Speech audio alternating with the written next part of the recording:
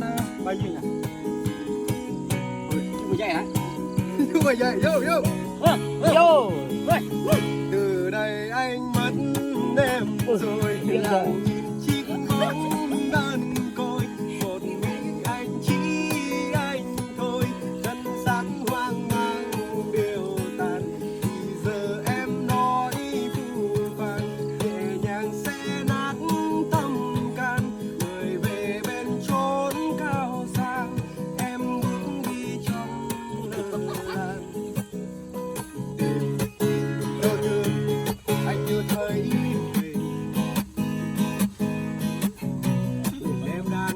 được rồi mỏi nơi năng đi có tí hả chia tay em đã buồn đà rồi được rồi là quên em luôn đi biết thương đường gì ăn đuổi nó bơi nhượng ngọn bò biết quay lang thang trên lối về ngọt ngào đến mấy nơi xin giờ ai yêu thương em đắm đi bên em luôn chân thành. Vậy thì hãy hướng với anh một chút đi em ngại thì tay đang tay ta với anh lại càng một chút nhưng anh chẳng sao đâu em ơi vui đẹp về hay lắm anh thế. Từ nay anh mất em ok lặng nhìn chiếc bóng đơn côi, một mình anh chỉ anh thôi, thân xác hoang mang điều tàn vì lời em nói phũ phàng, nhẹ nhàng sẽ đi điều ấy ăn là các bạn này hạt rất chuẩn đi ăn nhảy vui không từ đây anh mất em rồi lại nhìn chiếc này chừng chiều mới tạo tem này tem chừng chiều toàn này ý điều là chào của mình thôi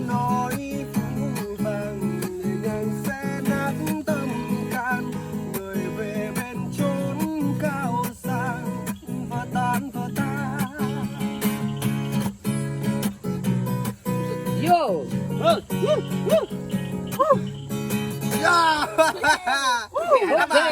hay quá Thôi chào mà like để cái canh hay nhân ta móc. ok Rồi như cái vô canh đưa siêu ta móc. này Mà nó mềm như nào.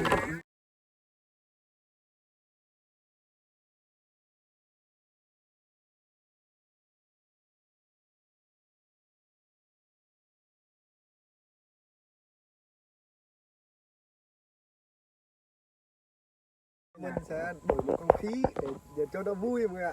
Anh em mình cũng uống xong hết rồi. Bây giờ mình say rồi mọi người ạ. Mình sẽ gửi đến tất cả mọi người một bài. Nói chung là bài mình mua cái gì đau bộ nghe mua nhảy theo mình nhá. Ok. mà bút là mà bút đi rồi đặt ý cái này rồi đặt đó cái này à ừ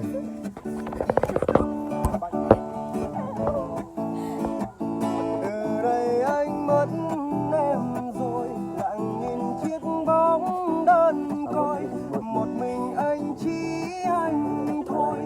cái gì tạo nó ra nó lông thì Lời em nói cao cho nằm mặt này sẽ nát tâm can, người về bên chốn cao sang, em bước đi trong lỡ làng. Em đau thương anh như thấy mình, em đang bên ai đêm sao không hề. trong người nhà chừng chiều ra rồi dưới lưu men nó tre này rất giỏi hạt nhảy rất vui á các bạn chuẩn lắm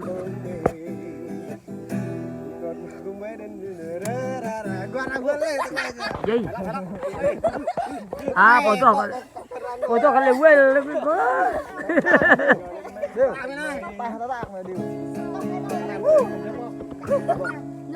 lẹ có tắc luôn. còn có tắc lại biết Vô sạc ra nè mẹ có cái Quân đi cho nhảy đôi rồi nhảy nặng lắm mình nào. lên có lên nó tay ra xong rồi Ba đục con áp đục.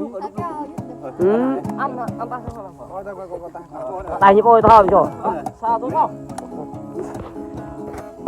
Bây giờ hát nó bao nhiêu nhỉ? Chú dạy hả? Chú mà dạy, vô, vô.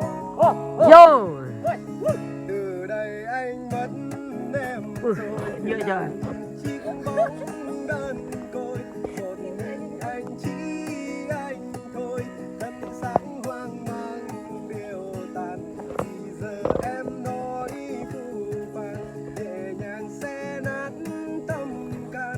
Người về bên chốn cao sang, em bước đi trong lơ làng. Đau thương anh như thấy em đang về Việc lao này. Mỏ nào năng đi có tí hả? chia tay em đã Bột đà rồi. Việc lao được không? làm quên em luôn đi biết thương đừng Đi ăn đuổi nó bận người yêu ngọt lao em biết hả? người lang thang trên lối về ngọt ngào đêm mấy nơi xin giờ ai yêu thương em cắm đi bên em luôn chân thành. Vậy thì hãy hướng với anh một chút đi em ngại thì tay đang tay ta với nàng. Lòng chẳng một chút nhưng anh chẳng sao đâu em ơi. Vui Ok, đẹp hay lắm. với anh thế.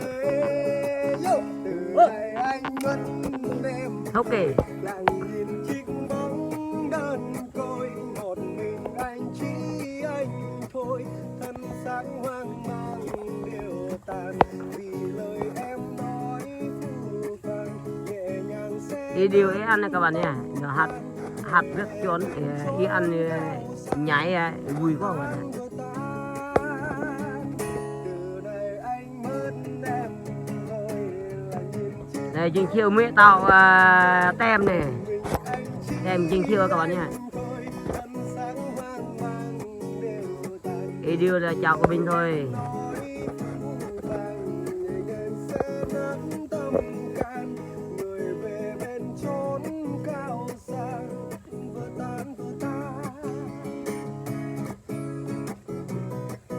Yo.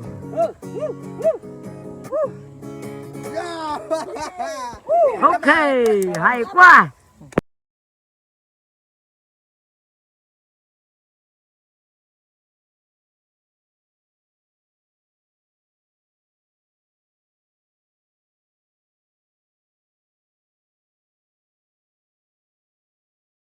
Hát nó bao nhiêu nhỉ?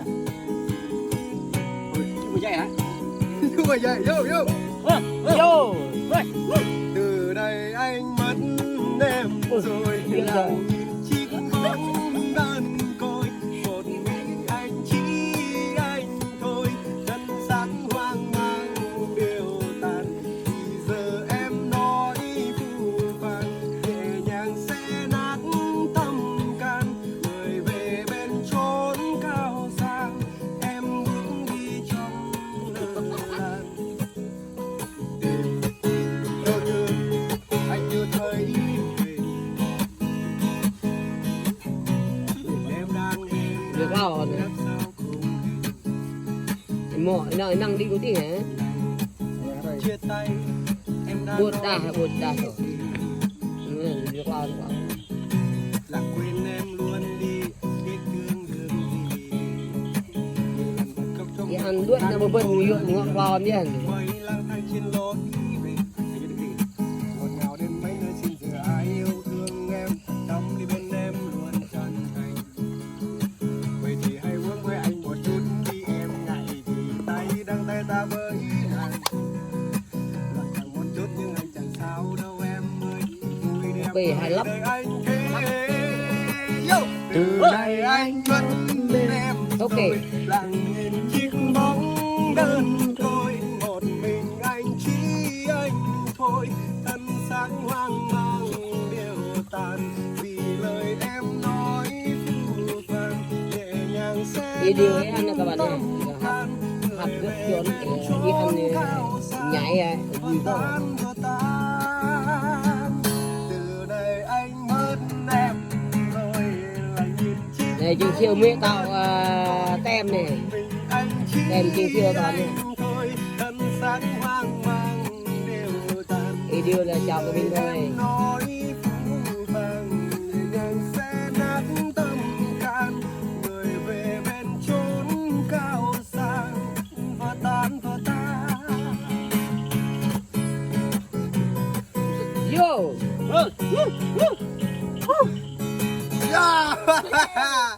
Ok, hay quá. Thôi chồng mà lai để ăn cái canh Ok, hay ăn ta mốc. ok. Rồi như cái vô canh đưa siêu ta mốc. Hay. Ayo bên mana mau em nang. Hát bao nhiêu nhỉ? Cuma vậy hả? Cuma vậy, vô vô. Vô. Từ đây anh mất em rồi lặng nhìn chiếc bóng đơn côi, một mình anh chỉ anh thôi, chân sáng hoang mang điều tàn. Thì giờ em nói phù phàng nhẹ nhàng sẽ nát tâm can, người về bên chốn cao sang em bước đi trong lơ là. Đâu như anh như thấy mình em đang Được rồi. làm sao cùng Mọi nơi năng đi có tí hả? chia tay em đang Buồn đà nói rồi. Được rồi. là quên em luôn đi biết thương đường gì. Cái ăn đuốt nó bên người yêu ngọt lò nhé. Quay lang thang trên lối về ngọt ngào đến mấy nơi xin giờ ai yêu thương em đắm đi bên em luôn chân thành. Vậy thì hãy hướng với anh một chút đi em ngại thì tay đang tay ta với anh. Lời chẳng muốn chút nhưng anh chẳng sao đâu em ơi. Vui đẹp Bể hay lắm. đời anh thế. Từ nay anh vẫn bên em Ok. rồi lặng nhìn chiếc bóng đơn côi, một mình anh chỉ anh thôi, thân xác hoang mang đều tàn vì lời em nói phù phàng nhẹ nhàng sẽ Đi điều ấy ăn các bạn này.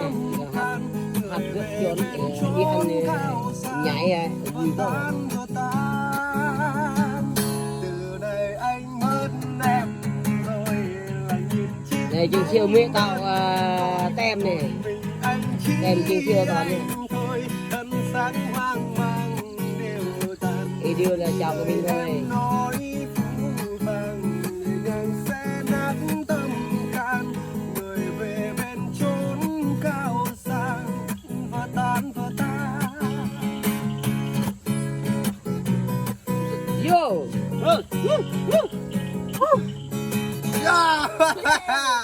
Ok, hay quá.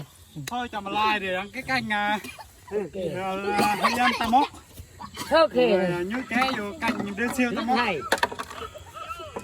Ayo bên mana mau em nang. Hát bao nhiêu nhỉ? Cuma vậy hả? Cuma vậy, vô vô. Vô.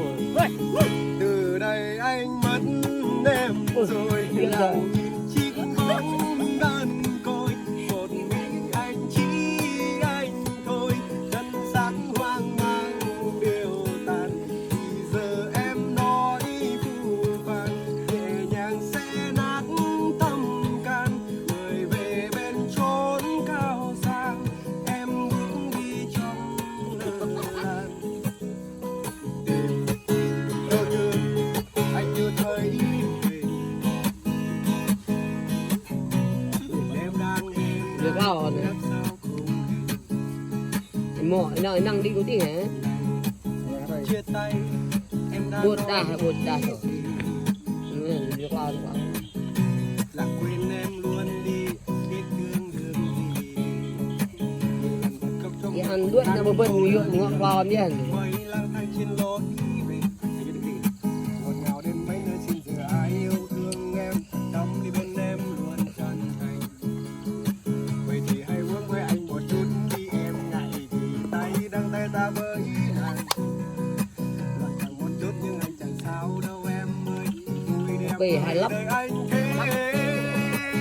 Từ nay anh vẫn bên em Ok. rồi lặng nhìn chiếc bóng đơn côi, một mình anh chỉ anh thôi, thân xác hoang mang đều tàn vì lời em nói phù phàng nhẹ nhàng sẽ Đi điều ấy ăn các bạn này.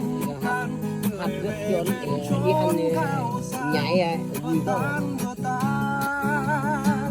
Từ đây anh mất em rồi lại nhìn chiếc Này chừng siêu mẹ tạo tem này. mình anh Em chịu siêu toàn này. thôi thân xác hoang mang đều tàn Ý điều là chào của mình thôi. nói phũ phàng ngang xe nát tâm can người về bên chốn cao sang và tan Yo.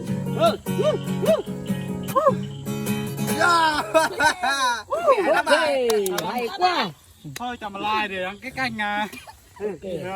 hơi âm ta móc Ok. rồi như cái vô canh đưa siêu ta Rất móc hay. mà nó mềm như nào hát bao nhiêu nhỉ? chưa dậy hả chưa dậy vô Yo. từ đây anh mất em rồi biết rồi. lặng nhìn chiếc bóng đơn côi một mình anh chỉ anh thôi thân xác hoang mang đều tàn thì giờ em nói phũ phàng nhẹ nhàng sẽ nát tâm can người về bên chốn cao sang em bước đi trong lơ là đôi đường anh như thấy về em đang bên Được rồi. em sao không Mọi nơi năng đi có tiếng hả? chia tay em đã Buồn đà nói buồn đà rồi. đi. Được rồi. Là quên em luôn đi biết thương đường gì lần bật khóc trong Cái ăn đuôi nó bơ nhuộm ngọn bò nhỉ. quay lang thang trên lối về ngọt ngào đến mấy nơi xin giờ ai yêu thương em tâm đi bên em luôn chân thành vậy thì hãy uống với anh một chút đi em ngại thì tay đang tay ta với anh lại chẳng một chút nhưng anh chẳng sao đâu em ơi vui đẹp Về hay lắm. đời anh thế từ nay anh vẫn bên em Ok. rồi lặng nhìn chiếc bóng đơn côi một mình anh chỉ anh thôi thân xác hoang mang đều tàn vì lời em nói phũ phàng nhẹ nhàng sẽ Đi điều ấy ăn nè các bạn nha. Hạt rất chuẩn đi ăn nhảy vui quá. từ đây anh mất em rồi lại nhìn chiếc Này chừng chiều mới tạo tem này. mình anh chỉ Em chừng chiều toàn này. thôi thân xác hoang mang đều tàn Ý điều là chào của mình thôi. nói phũ phàng ngang sẽ nát tâm can người về bên chốn cao sang và tan Yo.